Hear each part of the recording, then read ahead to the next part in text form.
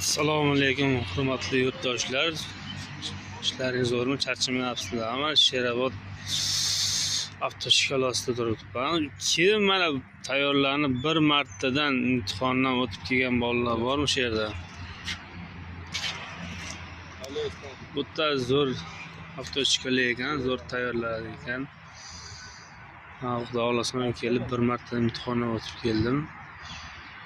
Tayyorlash kursi juda ham udar ekanda. O'shaning hisobidan sizlarga ham tavsiya etaman, mana shu juda chiroyli joy ekan. Yana ham juda ideal holatda tayyorlayapti menga. Xudo xolasa men o'zim keldim, birinchi marta o'tib keldim, bir martada.